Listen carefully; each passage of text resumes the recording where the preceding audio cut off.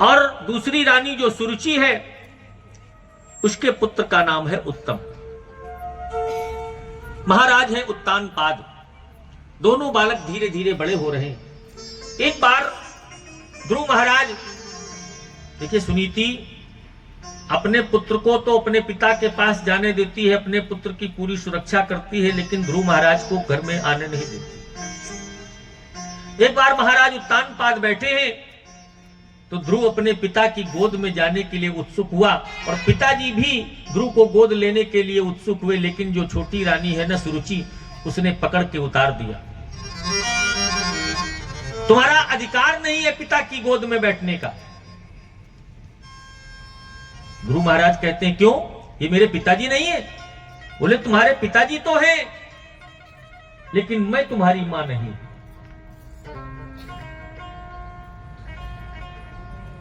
जाओ तपस्या करो, भगवान से मांगो वरदान और भगवान से पूछो, भगवान से कहो कि हमको अब दोबारा में माता सुरुचि के गर्भ से जन्म दो, तब तुम पिता की गोद में बैठने के अधिकारी हो। सुखदेव जी कहते हैं राजन परीक्षित देखिए सुरुचि को, इसने किया क्या? इसने अपने गर्भ को भगवान से भी ऊंचा बता दिया।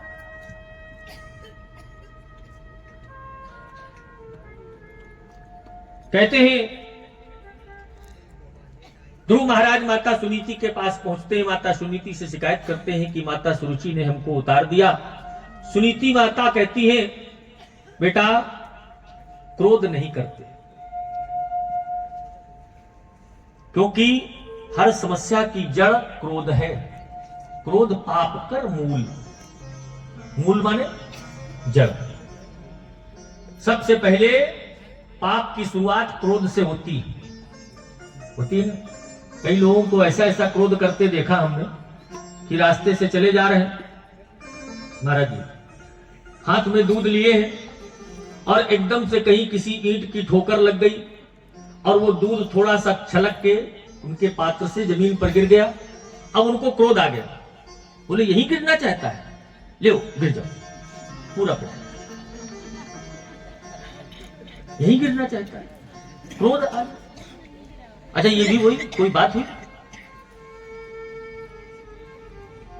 आप देख के चलो, ठोकर न लगे, ऐसे चलो, आप अपना पूरा क्रोध उस दूध के ऊपर उतार।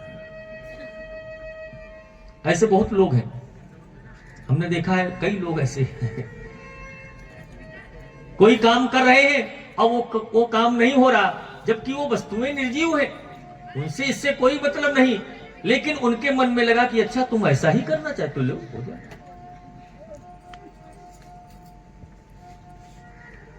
इस क्रोध से क्या होता है? अपना ही नुकसान होता है।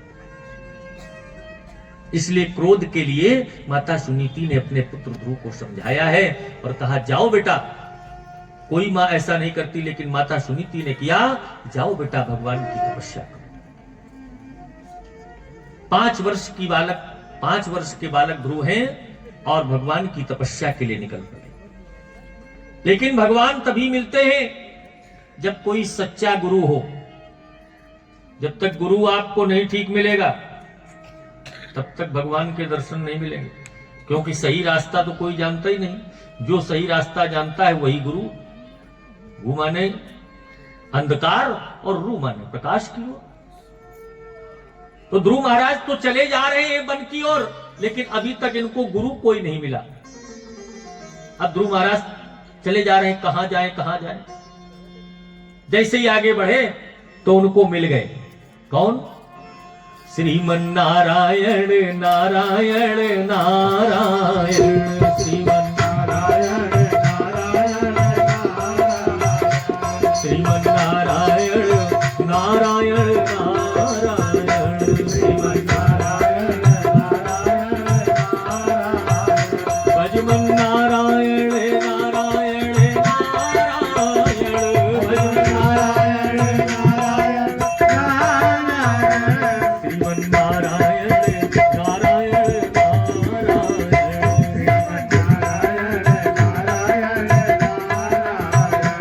ओ जो नारायण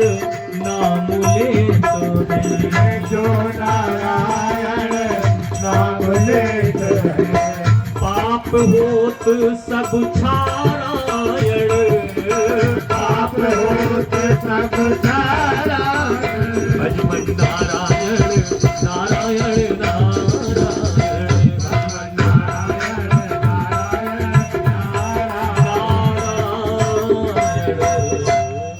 बोलिए नारद जी महाराज की जय। नारद जी महाराज सामने से चले आ रहे हैं। जैसे नारद जी को देखा और नारद जी ने ध्रुव को देखा तो नारद जी ने पूछा, देखा कि बड़ा सुंदर बालक है, ऐसा अगर हमारा शिष्य बन जाए तो फिर कहना ही क्या। लेकिन शिष्य बनाने से पहले गुरु जो है ना, वो ठोंक बजाकर परीक्षा लेता है। जो सच्चा गुरु होता है वो देखता है कि हमारा शिष्य हमारे शिष्य बनने काबिल है कि नहीं। क्योंकि देखिए गुरु भी दो तीन प्रकार के होते हैं, अब तो कई प्रकार के हो गए हैं गुरु। कुछ गुरु ये भाव रखते हैं कि हमारे शिष्य के पास धन कितना है, इससे कितना मिल सकता है, तो वो अपना शिष्य बनाते हैं, चेला बनाते हैं। कुछ गुरु ये देखते हैं कि हमारे शिष्य के पास गुरु भक्ति कितनी है, उसकी परीक्षा लेते हैं। अंतर है। नारद जी ने यही देखा कि पहले परीक्षा ली जाए। जैसे ही नारद जी सामने पहुंचे ध्रुव महाराज के, तो ध्रुव महाराज दंडाकार जाकर के नारद जी को प्रणाम करते हैं। तो नारद जी सोचते हैं पहली सीढ़ी तो मजबूत है, ये प्रथम सीढ़ी है गुरु की परीक्षा की, पहली सीढ़ी तो मजबूत है। नारद जी ने पूछा किसके पुत्र हो? ध्रुव महाराज ने कहा महाराज उत्तानपाद के पुत्र हैं। कहां जा रहे हो? भगवान को प्रकट करने जा रहे हैं। नारद जी झूठी हंसी हंसे। कहां जा रहे हो? भगवान कहां मिलेंगे? बोले वन में जा रहे हैं। नारद जी ने कहा वन में भगवान नहीं रहते, वन में बब्बर शेर रहता है, नाश्ता कर जाएगा आपका। चल दिए भगवान को प्रकट करने वाले। ध्रुव महाराज ने कहा मेरी मां कहती है कि शेर में भी भगवान रहते हैं, वृक्ष में भी भगवान रहते हैं। नारद जी ने सोचा ये दूसरी सीढ़ी भी मजबूत है, कमजोर नहीं। नारद जी ने पूछा कि दिन में कितनी बार भोजन करते हो? ध्रुव महाराज कहते 5 बार। कैसे करते हो? मां अपनी गोद में बैठा करके अपने हाथ से खिलाती है। नारद जी कहते हैं जंगल में मां नहीं होंगी और भोजन भी 5 बार नहीं मिलेगा कि सामने स्वादिष्ट भोजन आ जाए, राजा के पुत्र हो। तो ध्रुव महाराज कहते हैं महाराज ये तो प्रभु की कृपा है, अगर वो चाहेंगे तो भोजन मिलेगा और नहीं चाहेंगे तो नहीं मिलेगा। नारद जी कहते हैं कैसे? तो ध्रुव महाराज ने कहा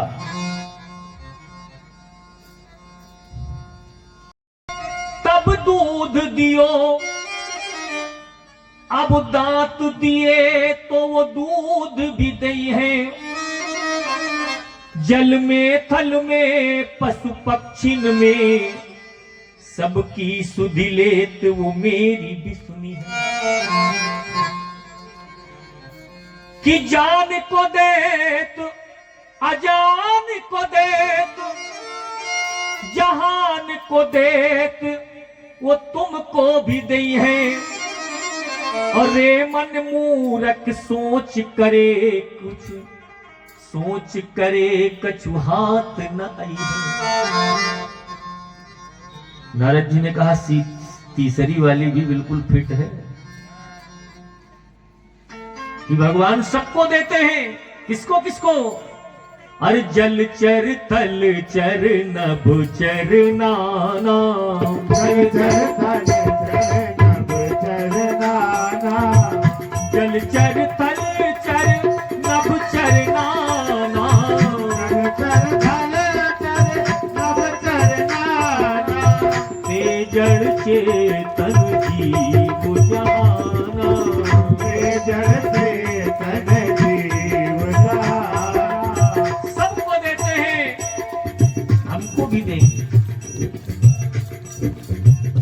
जी ने सोचा तीसरी सीढ़ी भी मजबूत है। महाराज प्रसन्न हो गए। नारद जी बोले हम तुमको शिष्य बनाना चाहते हैं, लेकिन ध्रुव महाराज कहते नहीं महाराज, तुम नारद नहीं हो सकते। अब उल्टा हो गया मामला। नारद जी ने कहा भैया क्यों नहीं हो सकते?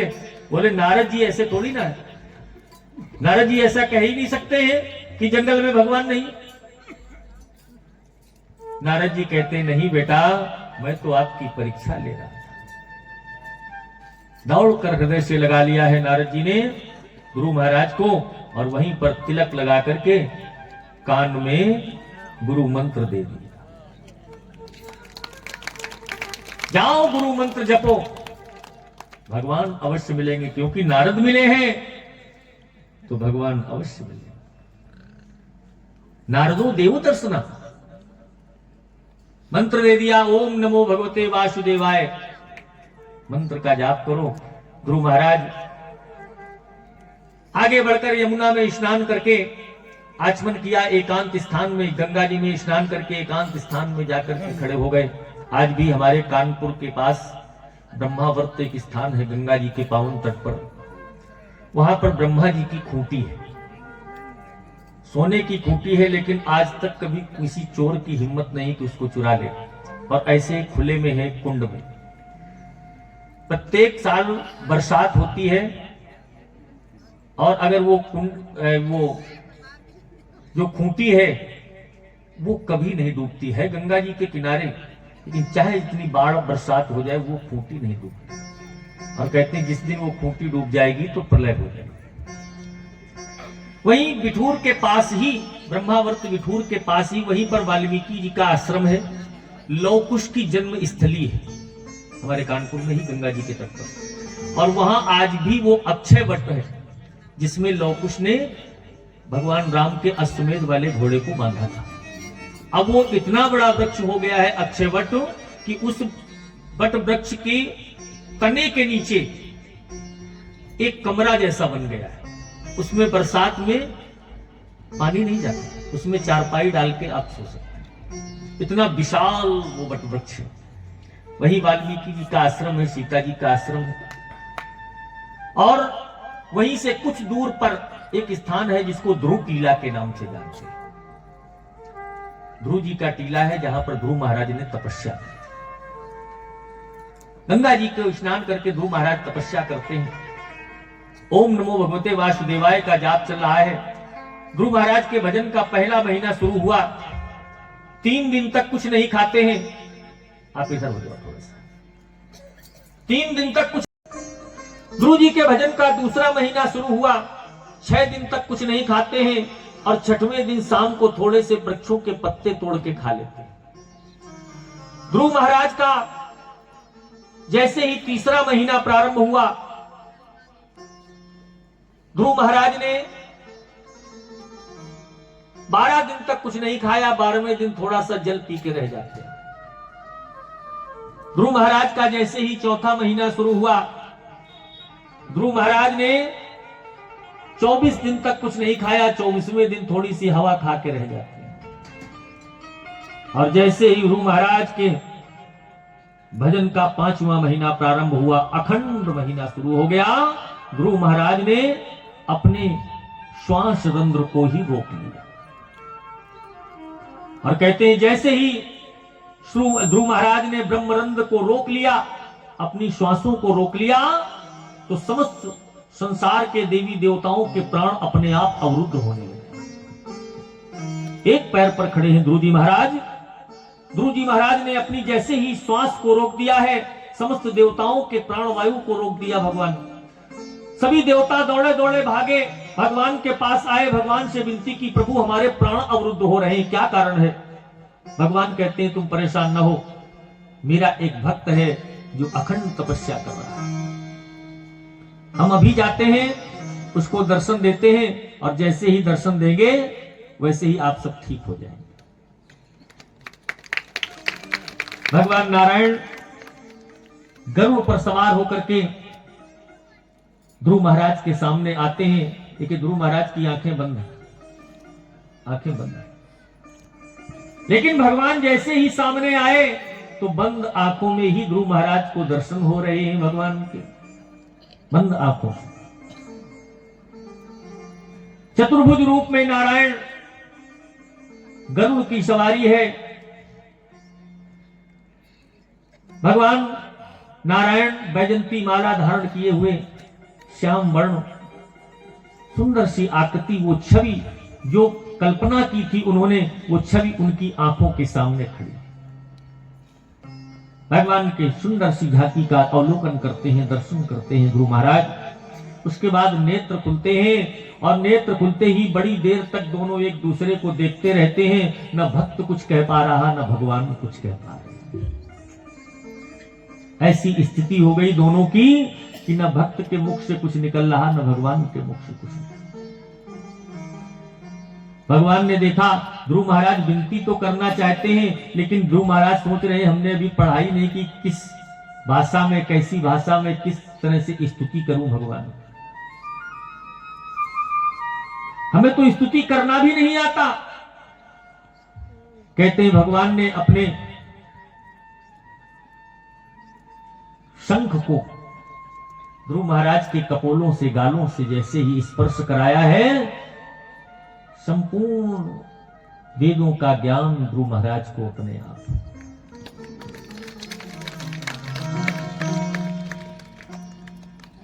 ध्रुव महाराज स्तुति करते हैं और भगवान स्तुति सुनकर हंसने लगते, और भगवान को देखकर ध्रुव महाराज भी हंसने लगते, और ध्रुव महाराज को देख करके समस्त देवता हंसने लगते हैं। समस्त देवताओं को देखकर श्री सुखदेव जी हंसने लगे, और सुखदेव जी को देखकर परीक्षित भी हंसने लगे। बोले क्यों हंस रहे हैं? ध्रुव महाराज सोच रहे हैं कि भगवान कह रहे हैं हमसे वरदान मांग लो। अब हम मांगे क्या जब यही मिल गए हमको? है क्या मांगे? आपको अगर भगवान मिल जाए तो आप लोग तो पहले से ही, अगर पता चल जाए कि भगवान फला दिन हमको मिलेंगे, तो पहले ही लिस्ट बना लोगे, है ना, क्या क्या मांगना।